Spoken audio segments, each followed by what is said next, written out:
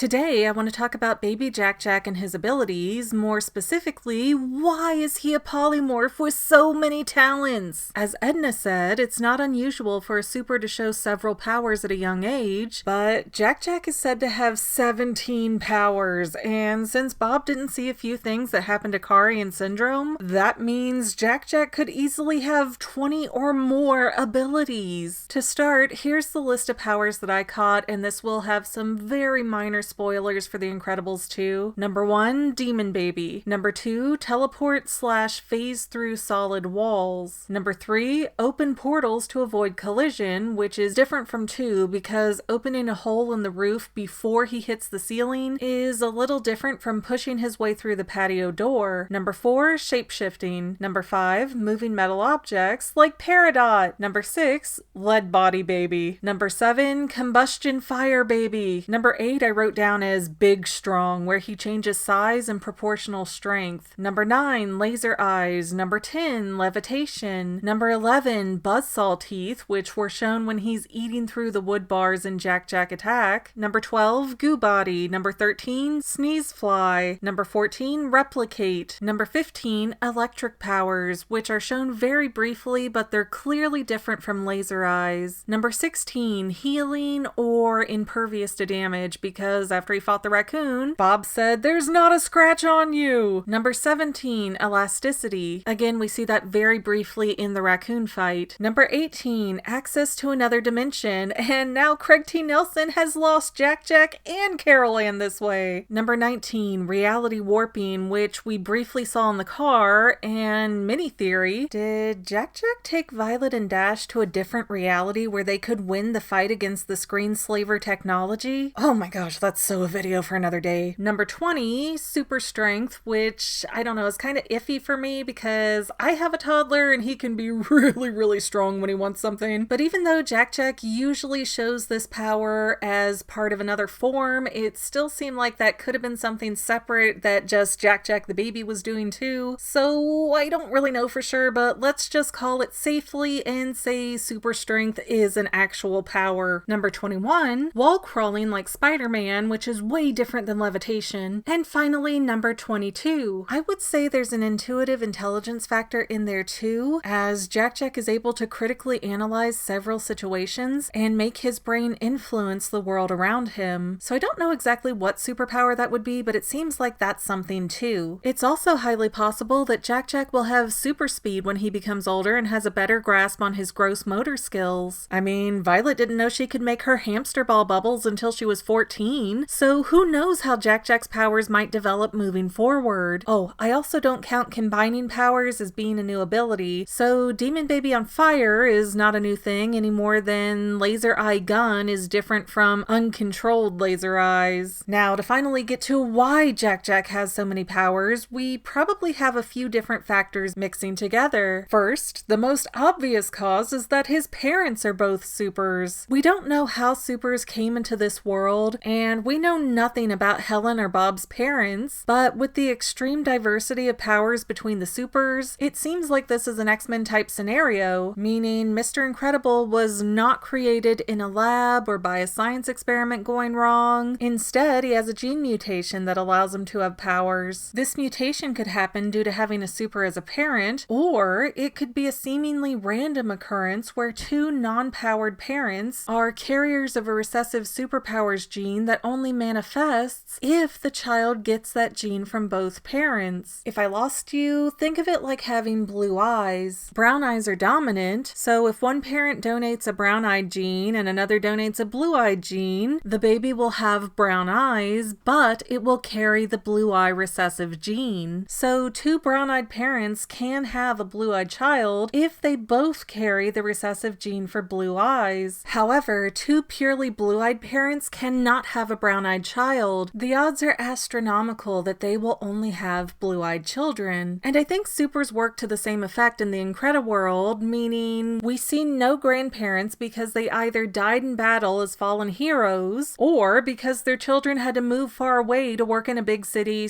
/ protect their families. Kind of like Superman leaving Smallville. But Helen and Bob both having the recessive superpowers gene means that there is nearly a 100% probability that their kids will have powers, which they all do. But genetic mutations can be unpredictable, and the movies agree since the Parr kids all have different powers. That means some mutations will be small and barely noticeable, and some will be extreme. Jack Jack just hit the extreme end of things and got a whole bunch of powers. Next, let me say that I have 3 kids, and there's a saying you hear that goes, "What you teach from birth to 3 is what will matter most to me." Babies see their fastest rate of brain development between 0 and 3 years old. The tiniest members of our species are born with nearly twice the synapses and neurons of adults. And this happens because a baby has to learn so much during its first few years of life, especially how to be a person. So if you grow up in a contained environment, i.e. not a lot of sitters or outside visitors, like how Helen stayed home to take care of Jack Jack. And so if superpowers are your only normal view of life, then you'll try to emulate that because superpowers would be as natural as blinking. So Jack Jack might literally be able to go, "I feel like a rage monster, so I will become a rage monster," and just create what he feels. That might also mean that a person with a superpowers gene can influence their own abilities and develop a power solely based on their personality, which would cover why shy Violet can vanish at will and a more cocky Mr. Incredible has super strength. Okay, so that theory doesn't work across the spectrum of supers we're shown, but it's a possible factor that seems to be backed up with Jack Jack's powers being connected to his emotional state. Also keep in mind that Violet and Dash are closer in age, and they both grew up while superheroes were newly banned, and no one really knew what that would mean if their secret identities were blown. So the use and development of Violet and Dash's powers were stifled to keep the Parrs safe. But as they got older, they used their powers frequently at home and around other supers like Lucius, so Jack Jack is seeing everything growing up with no idea that he can't do the same things. So monkey see, monkey do, monkey get in trouble too. Jack Jack is accessing powers at will because he doesn't know that he can't. Babies are born to be geniuses that can tap into their brain. Just listen to Simon T. Bailey. Children up until the age of 4 are operating at the genius level.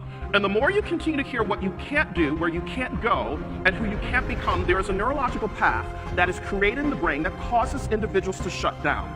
So he has the superpowers gene, he can tap into it with his crazy expanding brain, and mind over matter, Jack Jack's body dictates what powers will happen when, just based on his mood. Well, primarily. There are a few powers that seem like they're a self-preservation kind of trigger, like opening the portal in the roof before he hits it, but that just plays back into the intuitive intelligence I was talking about earlier. Overall, though, because Bob has taken the initiative to develop and control Jack Jack's powers, I think the odds are good that he'll retain most of them as an adult and become the most incredible super the world has ever known. It might not be reality, but theories are more fun. Well, that's all I have for now, but this video's not quite over yet. I get a lot of comments that say, do a theory on this topic, but I've already done those theories. So please consider going to my main channel page and clicking on the video tab so that way you can see everything I've done. You will probably find a lot of things you like that you never even knew that I posted. I want to let you know that I also have 2 other channels, Say Halo Goodbye Gaming and the Fanily Family Vlogs. Thank you so much for watching, and I hope you enjoyed enough to hit subscribe and share. I can use all the help I can get to let other people know that this channel exists. And if you made it this far, leave me a comment that says something like, "Hey, I made it to the end," and then let me know what kind of videos you want to see in the future. I can't make any promises, but the more people that request something, the more I can look into it. Okay, well, I love you. I'll see you in the next video.